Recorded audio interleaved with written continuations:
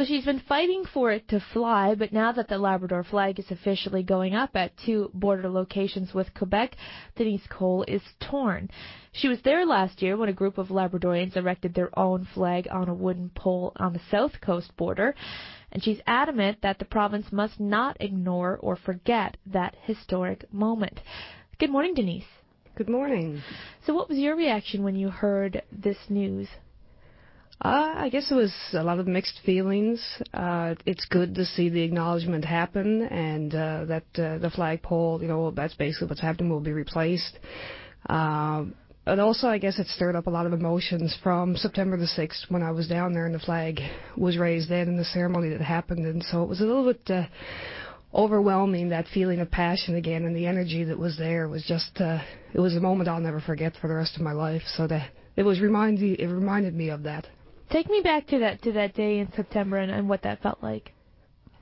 It was just being aware that you're a part of history. It's a very humbling experience. And I remember being so excited, and the more cars and vehicles showed up, the more people, piled out. We had over 70 people at that ceremony.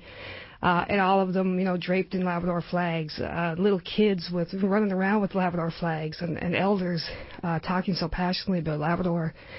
I remember just feeling so, small in a big, big picture, and feeling so Labradorian and so proud. So that was really just knowing that you're in that moment in time, and that you can never replay a moment like that. So just very grateful. So now to have the provincial government sort of come on side and make that acknowledgement, as you say, does that feel like a success or a victory?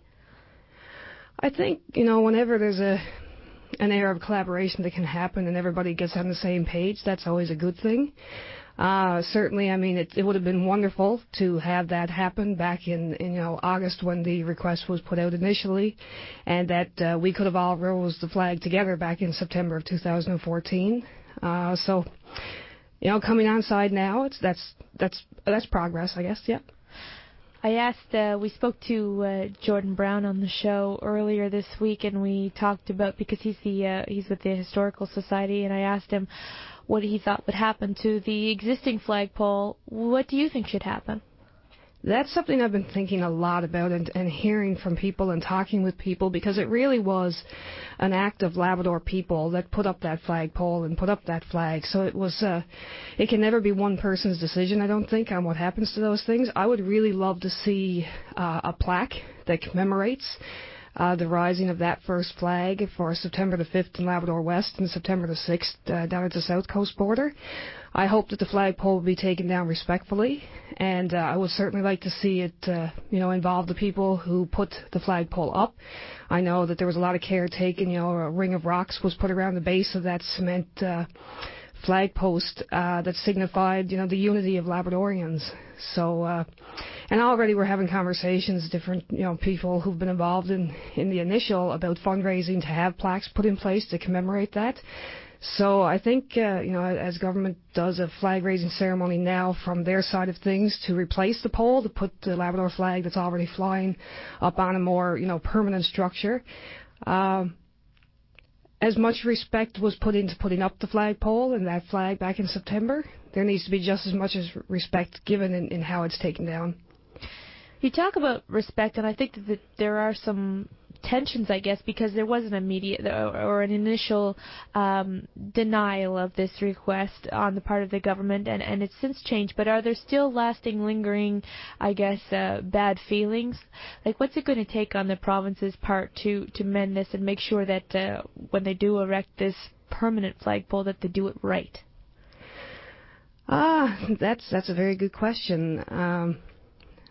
I think that the unity of Labrador, and if it comes from Labrador people and it's done involving Labrador people, I know that people spoke at the Labrador West event as well as at the South Coast one back in September, and those were, official words. That was an official raising. There was an official ceremony that happened.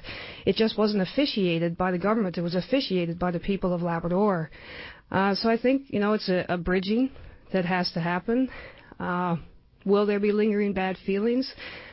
the more that I've been thinking about this, I can't come from a place of bad feelings because I'm too proud to be involved in that first historic moment, and I know how much love and passion and true unity of Labradorians that made that happen. I mean, there was a social media call that same day. People all over the world posted Labrador flags.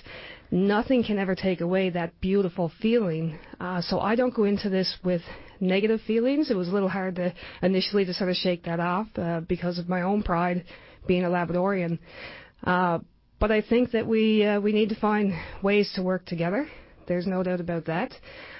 So to have this sort of official recognition come down from the province tells me that the flag will be protected at that site, but it's been protected since September. We've had different instances where the rope started to let go on the flag, for example, and right away people jumped in. It was fixed and replaced.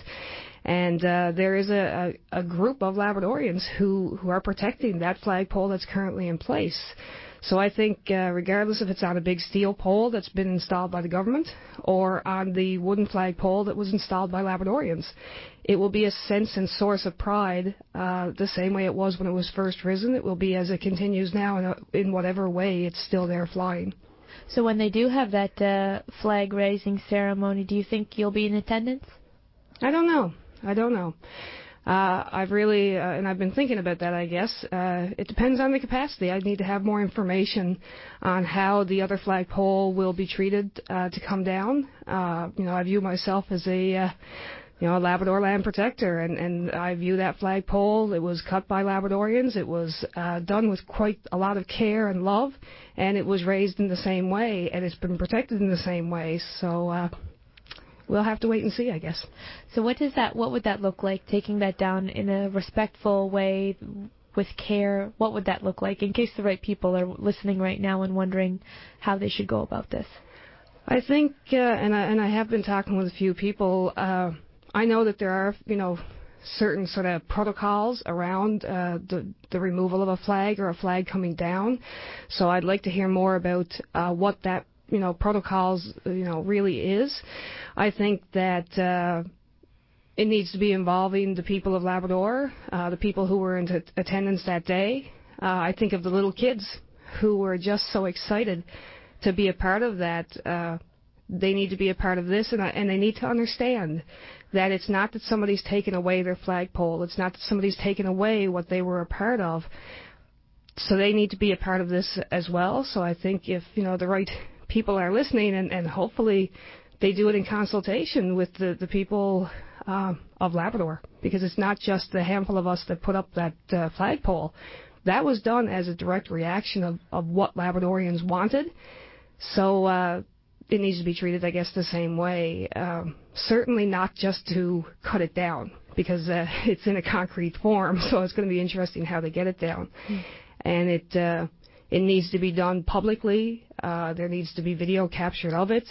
The media need to be invited and present, because the same way September the 6th started a historic event of the flag raising, now we're going to have another date of that flagpole coming down and another new date of another flagpole going up. Just before I let you go, this whole saga, it's taken months, close to a year, start to finish, to get a Labrador flag on a steel pole on top of the Welcome to the Big Land sign. Are there any lessons to be learned from what's gone on over these last few months? I guess one powerful statement that comes to my mind is when Labradorians speak, powers that be need to listen. Well, I think we'll leave it there for this morning. Thank you so much for coming in. Thanks so much, Bailey. I really appreciate it. That was Denise Cole in our Labrador Morning Studio.